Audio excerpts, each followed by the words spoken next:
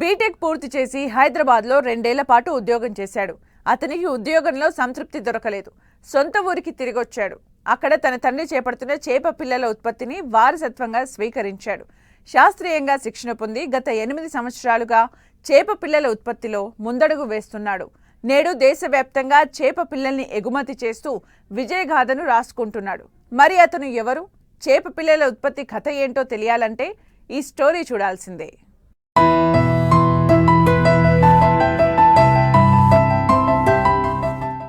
ఏలూరు జిల్లా వ్యవసాయానికి నీటి వనరులకు ప్రసిద్ధిగాంచినది.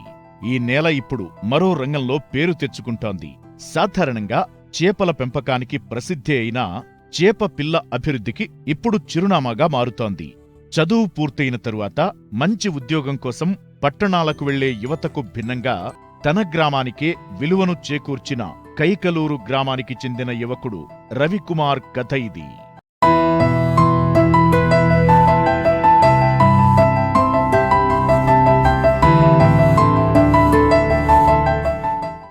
బీటెక్ చదివిన రవికుమార్ 2 ఏళ్ల పాటు హైదరాబాద్లో సాఫ్ట్వేర్ ఉద్యోగం చేశాడు.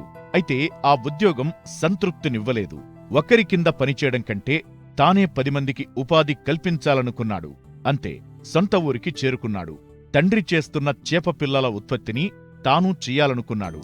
అయితే చేప పిల్లల ఉత్పత్తిలో ప్రత్యేక శిక్షణ పొందాడు. కట్ల, రోహు, గ్యాస్ కార్ప్, రూప్చంద్, ఫంగస్, గడ్డి చేప పిల్లల ఉత్పత్తిలో నైపుణ్యం సాధించాడు. తనకున్న సాంకేతిక జ్ఞానంతో పాటు ప్రకృతి వనరులను ఉపయోగించి చేప పిల్లల ఉత్పత్తిని జీవనాధారంగా మార్చుకున్నాడు. 8 ఏళ్ల నుంచి చేపపిల్ల పెంపకంలో ఇక్కడ మా నాన్నగారి సొంత ల్యాండ్లోనే మేము చెరువులు చేస్తున్నామండి. చేపపిల్ల ఫామ్ రన్ చేస్తున్నాం. మేము గత 10-12 స్టేట్లకి ఇక్కడి నుంచి సప్లై చేస్తున్నామండి. ఆంధ్రప్రదేశ్, తెలంగాణ, మహారాష్ట్ర, ఒడిశా, గుజరాత్, తమిళనాడు. దగ్గర ఇక్కడ నుంచి 1600 to 1800 కిలోమీటర్స్ వరకు కైకలూరు నుంచి సీడ్ సప్లై చేస్తున్నామండి. నాకు చిన్నప్పటి నుంచి చేపల పెంపకం అంటే చాలా ఇంట్రెస్ట్ అండి. దానివల్ల నేను ఇంట్రెస్ట్ తీసుకుని సిఎఫ్ఆకి, సేబాకి ఇటువంటి ఏరియాలో ఇక్కడ మనకి విజయవాడలో జరిగిన ఆర్జీసీఏలో కానీ ఇటువంటి ట్రైనింగ్స్ కానీ అటెండ్ అయ్యి ఇంకా బాగా తెలుసుకుని ఈ చేపల గురించి ఎట్లా చేయాలని చెప్పి దీని ఇంకా సీడ్ ఫామ్ ద్వారా ఇట్లా వ్యాపారం ఇలా డెవలప్ చేశానండి. 20 days ఆరబెట్టి సాయిల్ని బాగా డ్రై చేసి అప్పుడు వాటర్ ఫిల్ చేస్తామండి. వాటర్ ఫిల్ చేసుకునేటప్పుడు లైమ్ ఇస్తామండి. సాయిల్కి పీహెచ్ చెక్ చేపించి పీహెచ్ ఎక్కువగా ఉంటే ఎకరానికి 50 kgs to 25 kgs agriculture lime ఇస్తామండి. అదే 7.5 to 8 ఉంటే మట్టుకి 2 bags ఇస్తామండి. 8 to 8.5 ఉంటే మట్టుకి 1 bag ఇస్తామండి. 8.5 అబోవ్ ఉంటే మట్టుకి లైమ్ అప్లై చేయమండి. మామూలుగానే డ్రై చేసి జిప్సమ్ ఇస్తామండి. జిప్సమ్ ఇచ్చుకుని వాటర్ ఫిల్ చేసుకుని ఇంకా ఎకరానికి 1 kg నుంచి 2 ల్యాబ్ గ్రేడ్ అయితే జింకు, ఒక 10 to 15 kgs పొటాష్, 1 bag ఏమో సింగిల్ సూపర్ ఫాస్ఫేట్ ఇస్తామండి. ఇచ్చి మెన్యూరింగ్ చేసి దాన్ని మామూలుగా స్పానింగ్ స్టాక్ చేస్తామండి. ఎక్కువగా బయట నుంచి తీసుకొచ్చే అంటే మన చిన్నప్పటి నుంచి హ్యాచరీగా పుట్టిన 3 రోజులు కాడి నుంచి మనమే పెంచుతామండి. 10 ఎకరాల ట్యాంక్ అండి. వచ్చేసి 2 కోట్ల నుంచి 3 కోట్ల స్పాన్ పోస్తామండి. ఇందులో ఏంటంటేనండి ఇన్బ్రీడింగ్ సీడ్ ఉంటుందండి. అంటే ఇప్పుడు ఒక హ్యాచరీ అతను ఏం చేస్తారంటే ఒకే చెరువులోంచి తల్లి చేపలు, ఆడ చేపలు, మగ చేపలు కలెక్ట్ చేస్తారు. కలెక్ట్ చేయడం వల్ల ఆ చేపల్లో జన నుంచి వచ్చే పిల్లలు సరిగ్గా గ్రోత్ ఉండవండి. ఎవరైతే హ్యాచరీ అయినా సపోజ్ ఎగ్జాంపుల్గా మనకి ఇక్కడ కైకలూరులో ఒక ఫీమేల్స్ కలెక్ట్ చేస్తే ఒక సర్టెన్ డిస్టెన్స్ ఒక 50 కిలోమీటర్స్ దూరం నుంచి తీసుకుని వేరే చోట నుంచి వేరే పెద్ద చెరువులో నుంచి మేల్స్ కలెక్ట్ చేసి దాన్ని స్టాక్ చేసి తీస్తే అది ఇన్బ్రీడింగ్ రేట్ చాలా తక్కువగా ఉంటుందండి. ఒకే చెరువులోంచి ఆడ చేపలు, మగ చేపలు తీసుకోవడం వల్ల ఇన్బ్రీడింగ్ రేట్ ఎక్కువగా ఉంటుందండి. చేపలు అన్ఈక్వల్ సైజెస్ వచ్చేయడం, ఒకటేమో కేజీ అయ్యేది గ్రోత్ పీరియడ్లో 400 grams ఉండడం, ఇట్లా ఉండడం వల్ల ఇట్లా జరుగుద్దండి. మన ప్రత్యేకంగా ఏంటంటే మనం ఇటువంటి వాటికి ఇవి జరగకుండా సేఫ్ ఆల్ తెలుసుకున్న దాన్ని బట్టి మనం హ్యాచరీ వాళ్ళకి చెప్పుకుని మనమే బ్రీడర్స్ అవసరం అయితే ఇచ్చుకుని దాని సీడ్ క్వాలిటీగా ఒకేసారి 2-3 కోట్లు ఒకేసారి పర్ ఇయర్ 1 time స్టాక్ చేస్తామండి. Seed at a time stock చేస్తాం. అది మొత్తం ఇయర్ అండ్ హాఫ్ అలా స్టాక్ చేసుకుని అమ్ముతామండి. ఒక 50 లక్షల నుంచి 60 లక్షలు వస్తుంది సీడు. అది మనకి ఫస్ట్ ఫ్రై సైజ్ 1 inch వస్తుందండి. 1 inchలో కొద్దిగా పట్టుబడి చేస్తాం. ఆ తర్వాత మళ్ళీ 2 inch, అదే 3 inch, అలా 9 months 10 months అయ్యేటప్పటికి 4 to 5 inches 6 inches ఇయర్లింగ్ వస్తుందండి. అప్పుడు మిగిలిన పట్టుబడి చేస్తామండి. ఇప్పుడు ఈ సంవత్సరం ఈ చెరువు బ్యాచ్ పెడితే వచ్చే సంవత్సరం ఆ చెరువు పెడతామండి. అట్లాగే ఇయర్ టు ఇయర్ చెరువు కూడా మారుస్తూ ఉండి, ఎందుకంటే మళ్ళీ డ్రై చేసే టైం ఉండదు కదండి మధ్య. మనకి 2 లక్షల వరకు పెట్టుబడి అవుతుందండి. దగ్గర దగ్గర ఇంకొక 1,00,000 రూపాయల వరకు ఆదాయం వస్తుందండి. ఇప్పుడు అంగుళం పిల్ల వచ్చేసి మార్కెట్లో ఇప్పుడు 10 పైసల నుంచి 15 పైసలు అమ్ముద్దండి. రోహు అయితే, కట్లా అయితే 20 నుంచి 25 పైసలు అమ్ముద్దండి. అట్లాగా గడి చేప వచ్చి 30 పైసలు, బంగారు తీగ 30 పైసలు, ఇట్లా అంగుళం సీడ్ ఇట్లా జరుగుద్దండి. అది ల్యాక్స్లోనే పడతారండి. అది మన 2 అంగుళాలు వచ్చేసి రూపాయి, అట్లా రూపాయి 90 పైసలు ఇట్లా జరుగుద్దండి. డెలివరీతో కలుపుకొని మనమైతే 500 to 600 కిలోమీటర్స్ ₹1.30 నుంచి ₹1.50కి ఇస్తున్నామండి డెలివరీతో. బల్క్ ఆర్డర్స్కి ఏంటంటే కొంచెం రేట్ తగ్గించి మన సర్వీసు ప్రొవైడ్ చేస్తామండి. ఇది 4 ఇంచెస్ 5 ఇంచెస్ ఓల్డ్ సీడ్ వచ్చేసి ₹4 అబోవ్ అండి. రోహు కట్ల అయితే ₹7 నుంచి ₹8 అబోవ్గా అమ్ముతామండి. శాస్త్రీయ పద్ధతులను ఉపయోగిస్తూ నీటి నాణ్యతను నిరంతరం పరిశీలిస్తూ చేపల ఆరోగ్యాన్ని కాపాడుతూ మంచి గుణాత్మకతతో చేప పిల్లలను ఉత్పత్తి చేస్తున్నాడు.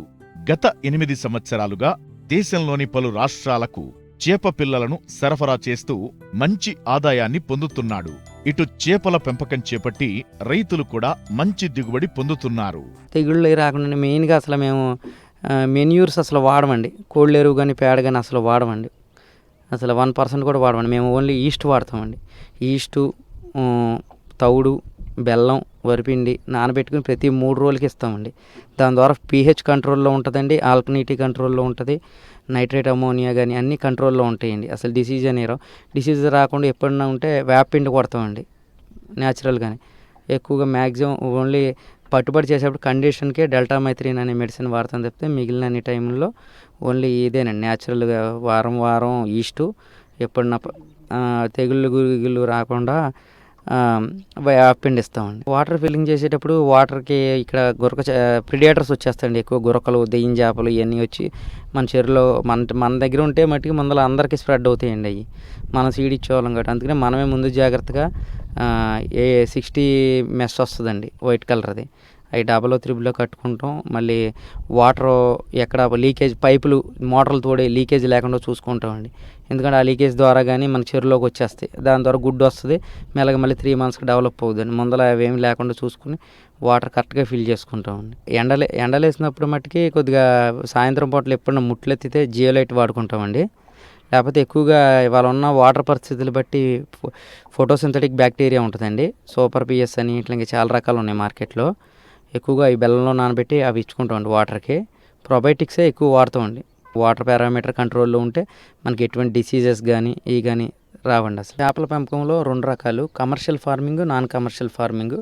కమర్షియల్ ఫార్మింగ్ ఏంటంటే రైతులు మేతలు వేసి పెంచుతారు, వాటర్ టెస్టింగు, మందులు ఇవన్నీ చేసి ఎకరానికి 8 months నుంచి 10 months వరకు 3 టన్నుల నుంచి 4 టన్నులు దిగుబడి తీస్తున్నారు. ఒక్కొక్కరు 0 point కల్చర్ చేసి కూడా 0 point వేసి పెద్ద చేపలు కూడా పెంచడం జరుగుతుంది. ఇప్పుడు మళ్ళీ నాన్ కమర్షియల్ ఫార్మింగ్ అంటే పంచాయతీ చెరువులు, మనకు ఊర్లో మన తెలంగాణలో కానీ మహారాష్ట్రలో కానీ ఉండే డ్యాములు, ఇటువంటి వాటికి కూడా సీడ్ సప్లై చేస్తాము.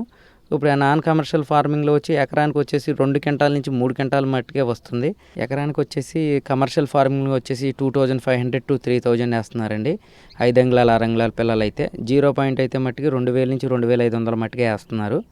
అది మామూలుగా ఇటు ఆ నాన్ కమర్షియల్ ఫార్మింగ్లో అయితే 1000 పిల్లల వరకే వేస్తున్నారండి. 1000 పిల్లలు వేస్తేనే దిగుబడి వస్తుంది అంత మాత్రం. నాన్ కమర్షియల్ ఫార్మింగ్లో ఇక్కడ బంగారు తీగ, గ్యాస్ కట్టు, గడ్డి చేప ఇటువంటి ఎగ్జాటిక్ స్పీసెస్ని ఎక్కువ ప్రిఫరెన్స్ చేస్తున్నారు.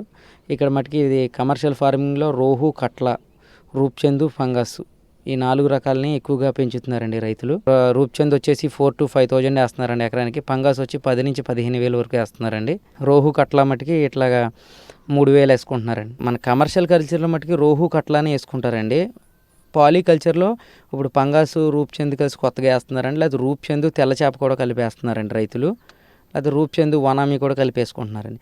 ఇది మనకి అన్కమర్షియల్ కల్చర్లో వచ్చేటప్పటికి ఇక్కడ మన పంచాయతీ చెరువులు కానీ డ్యాముల్లో కానీ అన్ని రకాలు వేస్తారండి. ఎక్కువగా వాటికి బంగారు తీగ, గడ్డి చేప, కట్ల, ఈ మిరగాల ఈ రకాలు ఎక్కువగా వేసుకుంటారండి. అవి ఫాస్ట్గా మరి గ్రోత్ వస్తాయండి.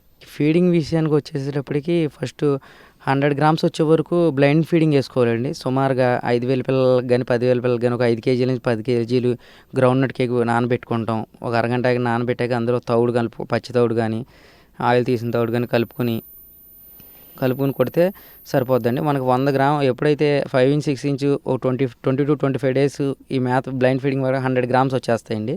100 గ్రామ్స్ వచ్చిన కాడి నుంచి సుమారుగా 10,000 నెంబర్ వేస్తే 10,000 into 100 గ్రామ్స్ అంటే 100 కేజీలు అవుతాయి. అంటే దాంట్లో 2% వేసుకోవాలండి. బాడీ వెయిట్లో 2 to 3% వేసుకోవాలండి చేపకి.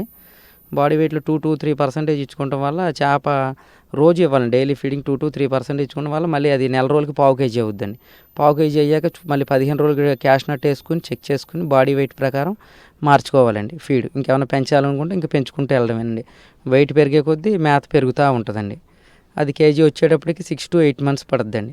వాటర్ లెవెల్ మినిమంగా 5 feet మెయింటైన్ చేయాలండి. గ్రో అవుట్లో మట్టుకి, నర్సరీలో మట్టుకి 3 feet 4 feet ఉన్నా పర్లేదండి. గ్రామాన్ని వదిలిపెట్టకుండా స్థానిక వనరులతో ఎదిగి ఇతర యువతకు ఆదర్శంగా నిలిచిన రవికుమార్ సంప్రదాయ రంగాన్ని ఆధునిక దృష్టితో ముందుకు తీసుకెళుతూ ఆక్వా రంగం కూడా మంచి భవిష్యత్తుకు మార్గమే అన్న సందేశాన్ని అందిస్తున్నాడు.